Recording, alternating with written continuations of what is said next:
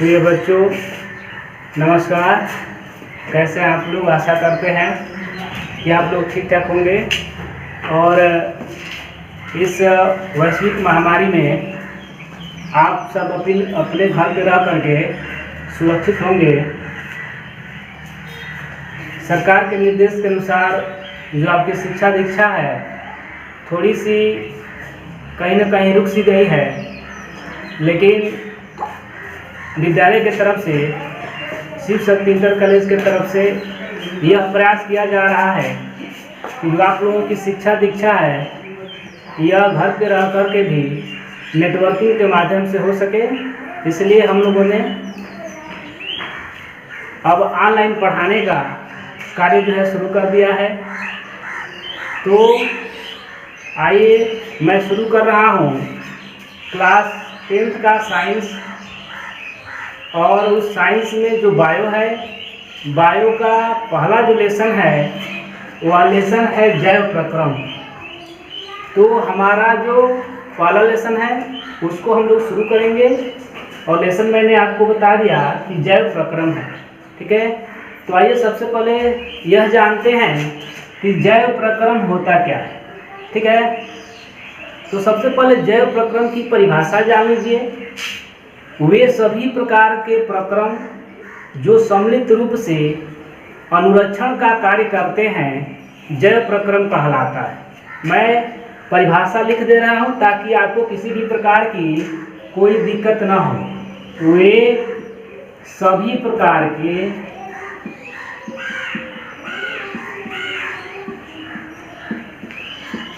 प्रक्रम जो सम्मिलित रूप से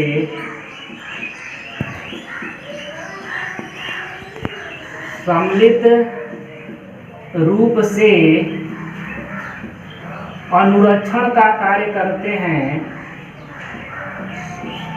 अनुरक्षण का कार्य करते हैं, कार्य करते हैं जैव प्रक्रम कहलाता है। जैव प्रक्रम कहलाता है। ये जो है आपकी परिभाषा हो गई। फिर दोबारा सुन लीजिए। वे सभी प्रकार के प्रक्रम जो सम्मिलित रूप से अनुरक्षण का कार्य करते हैं जैव प्रक्रम कहलाता है। अब आपके मन में कुछ डाउट्स चल रहे होंगे, अनुरक्षण क्या है, सम्मिलित रूप से क्या है। ठीक है, तो यह जो आपका डाउट्स है मैं आपको यहाँ से क्लियर कर दे रहा हूँ। सबसे पहले जानिए कि जैव प्रक्रम, पहले मूल शब्द को पकड़िए। ठीक है, अब जैव मतलब जान लीजिए जीव जंतु, और प्रक्रम मतलब समझ लीजिए कि उस जीव जंतु में एक क्रम से चलने वाली कोई क्रिया। ठीक है, अर्थात कोई भी यदि जीव है तो वह अपने आप को जीवित रखने के लिए, अपने वृद्धि और विकास के लिए कोई ना कोई कार्य तो करता है। तो आपकी परिभाषा फिर आ जाती है कि वे सभी प्रकार के प्रक्रम जो सम्मिलित रूप से अर्थात एक होकर के अनुरक्षण का कार्य करते हैं, अर्थात आपकी सुरक्षा का कार्य करते हैं, आपके वृद्धि विकास का कार्य करते हैं, वह जैव प्रक्रम कहलाता है। इसमें कुछ अलग अलग परिभाषाएं आ जाती हैं, क्रम आ जाता है। आखिर में कौन ऐसा कार्य जो है कोई भी जीव करता है जिसके कारण से वो जीवित रहता है, उसका वृद्धि विकास होता है और समस्त प्रकार के कार्यों को करता है। ठीक है, तो आइए क्रम से जानते हैं। सबसे पहले है श्वसन। तो सबसे पहले जानते हैं कि श्वसन किसे कहते हैं। वायुमंडल से ऑक्सीजन को ग्रहण करना तथा कार्बन डाइऑक्साइड को बाहर निकालना, यह क्रिया निरंतर चलती रहती है, इसे श्वसन कहते हैं। फिर दोबारा सुन लीजिए। श्वसन किसे कहते हैं? वायुमंडल से ऑक्सीजन को ग्रहण करना तथा कार्बन डाइऑक्साइड को बाहर निकालना, यह क्रिया निरंतर चलती रहती है, इसे श्वसन कहते हैं। जैसे मान लीजिए आप हमेशा सांस लेते हैं, आइए आपके जीवन में कभी ऐसा नहीं हुआ होगा कि नहीं भाई आज मुझे ऑक्सीजन लेने को मन नहीं कर रहा है, मैं ऑक्सीजन नहीं लूँगा, सांस नहीं लूँगा, ऐसा नहीं हो सकता। आप सोए रहते हैं, जगते हैं, दौड़ते हैं, घूमते हैं, फिरते हैं, जो भी क्रियाएं आप करते हैं उस समय आप क्या करते हैं? श्वसन करते रहते हैं। ठीक है, तो परिभाषा आपकी क्लियर हो गई। वायुमंडल से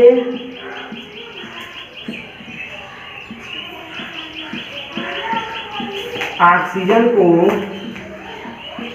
ग्रहण करना तथा कार्बन डाइऑक्साइड को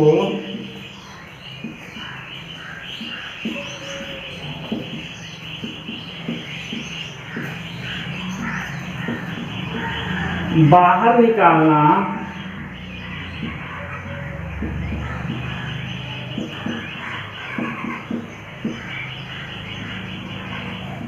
श्वसन कहलाता है।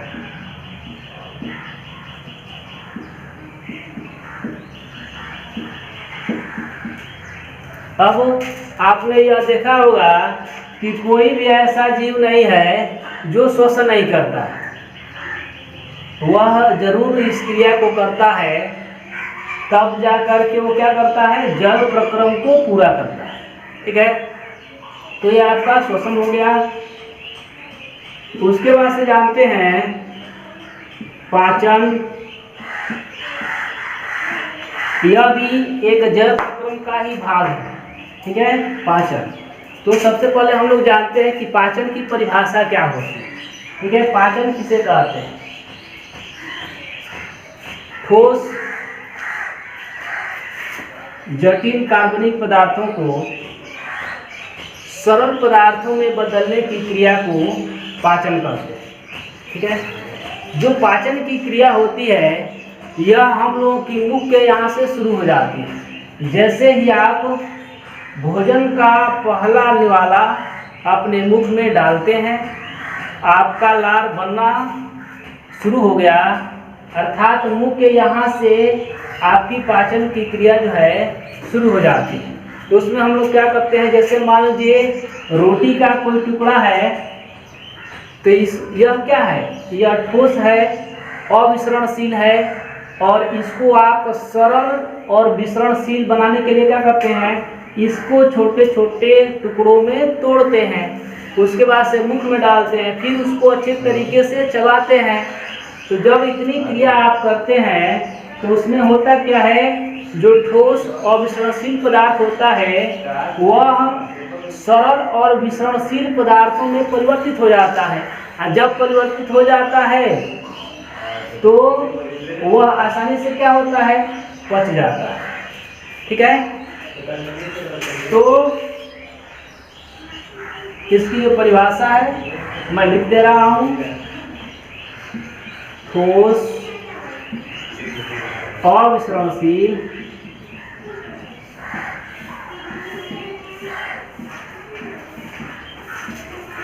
पदार्थों को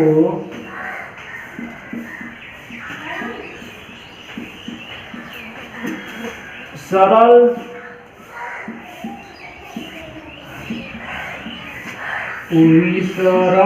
विसरणशील पदार्थों में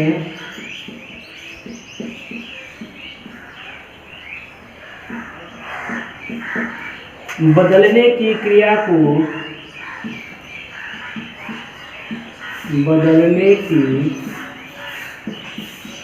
क्रिया को पाचन कहते हैं।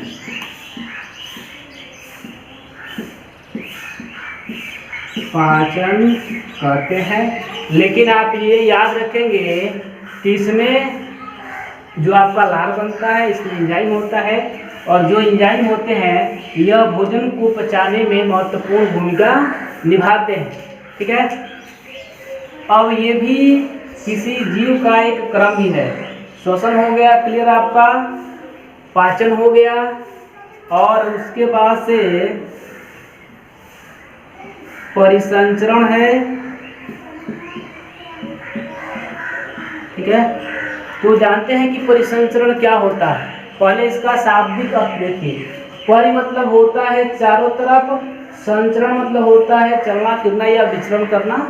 ठीक है, तो आप जो कुछ भी खाते हैं, ऐसा नहीं है कि आपने भोजन ग्रहण किया, यह आपके लीवर में चला गया और पूरा भोजन आपके लीवर में रह जाएगा। उसमें से जो विटामिन है, प्रोटीन्स है या कार्बोहाइड्रेट्स है, वह केवल आपके लीवर में नहीं रह जाएगा, तो वह शरीर के विभिन्न भागों तक क्या हो जाएगा, पहुंचेगा। तो कब पहुंचेगा, कि जब वह परिसंचरण करेगा। जैसे मान लीजिए कि आपका जो रुधिर है, तो वह आपके पूरे शरीर में क्या करता है, परिसंचरण करता है, अर्थात एक स्थान से दूसरे स्थान तक घूमता रहता है। तो उसमें मान लीजिए कि जल है, विभिन्न प्रकार के खनिज और जो हम खाते हैं उसमें से निकलने वाली जो भी ऊर्जा है, विटामिन है, प्रोटीन्स है, वह क्या होता है, विभिन्न अंगों तक चला जाता है। जिस अंग को जिस प्रकार के विटामिन की आवश्यकता होती है वह उस भाग में चला जाता है, तो उसको क्या कहते हैं, परिसंचरण कहते हैं। ठीक है, अर्थात किसी भी जीव में विभिन्न प्रकार के खाद्य पदार्थों का एक स्थान से दूसरे स्थान तक स्थानांतरण जो होता है वह परिसंचरण कहलाता है। ऐसा नहीं है कि जो कुछ है वह किसी निश्चित एक स्थान पर रह जाता है, ऐसा नहीं होता है, वह विभिन्न भागों तक जाता है। कैसे जाता है, अब हम लोगों के शरीर में कैसे जाएगा, तो वह धमनी और शिराओं के माध्यम से जाएगा। जैसे मान लीजिए हम लोगों के शरीर के ऊपर, जैसे मान लीजिए ये त्वचा दिखाई दे रही है, उसके ऊपर यदि मोटी मोटी नसें जो दिखाई दे रही हैं, तो वह आपकी धमनी हो गई।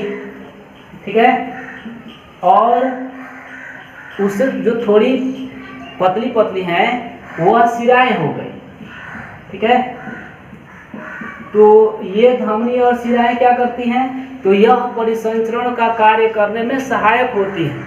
ठीक है, जैसे यदि मान लीजिए आपको प्यास लगी है, आपने पानी पी लिया, तो ये जरूरी नहीं है कि वह पानी जो है आपके किसी अंग विशेष में रह जाएगा, किसी एक अंग विशेष में, नहीं, ऐसा नहीं होगा।